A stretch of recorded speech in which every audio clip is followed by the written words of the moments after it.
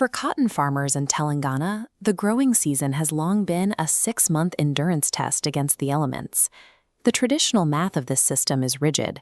For decades, the standard approach has been to plant exactly 7,500 cotton plants across a single acre. This wide spacing allows the plants to grow tall, but it comes with a trade-off. Because the plants have so much room, they bloom at different times, with bolls opening sporadically throughout the season. This staggered blooming creates a labor trap. Farmers cannot harvest the field all at once. Instead, they must hire multiple crews to pick the same acreage repeatedly as new bolls slowly open. Keeping the crop in the dirt for a full 180 days also creates a lengthy window of vulnerability. Every extra week in the field is another week for insect pests and erratic weather to damage the harvest. By the time the 6-month cycle ends, the meager yield of 7 to 8 quintals per acre is often not enough to cover the mounting overhead of labor and pesticides. To break this cycle, the Cotton Productivity Mission 2026 introduced a structural shift, the High-Density Planting System, or HDPS. The math here is far more aggressive. Rather than a few thousand plants, farmers now pack 25,000 to 30,000 plants into that same single acre. The layout is precise. Rows are kept 90 centimeters apart, maintaining enough space for farmers to navigate the field for essential weeding and spraying. The disruption happens within the rows themselves. The gap between individual seeds is shrunk down to just 15 centimeters. This tight spacing triggers a biological reaction. Because they are crowded, the plants stay short and are forced to bloom all at once, transforming the harvest into a single synchronized event. When every plant blooms together, the yield reaches 14 quintals per acre, doubling the productivity of the old system. This synchronized growth also accelerates the calendar. The entire process, from planting to picking, is finished in just 150 days. We saw the value of this speed in the Mancherial district.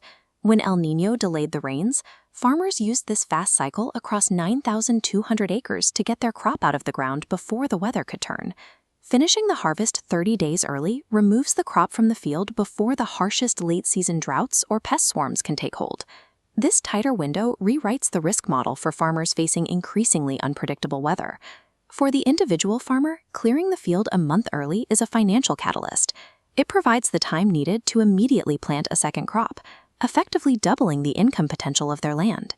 To drive this transition, the government is investing 80.94 crore rupees to provide 15 free seed packets per hectare to participating farmers. This state-level investment is an industrial strategy.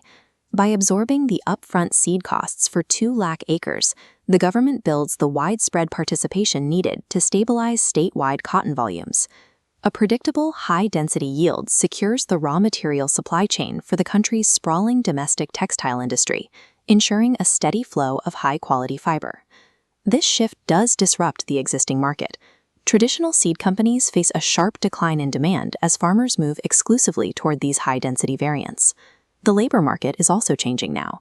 Because the plants bloom simultaneously, the need for repeated manual picking is gone, which reduces the total number of workdays available for seasonal laborers. But these uniform, low-profile fields create a new opportunity. They are perfectly designed for the adoption of automated mechanical harvesters, which can clear an entire acre in a fraction of the time. This transition moves Telangana's agriculture away from manual, small-plot survival and toward the high-volume, automated efficiency required to compete in global textile markets. By simply moving a seed a few centimeters closer to its neighbor, Telangana has transformed cotton from a struggling crop into a streamlined industrial engine.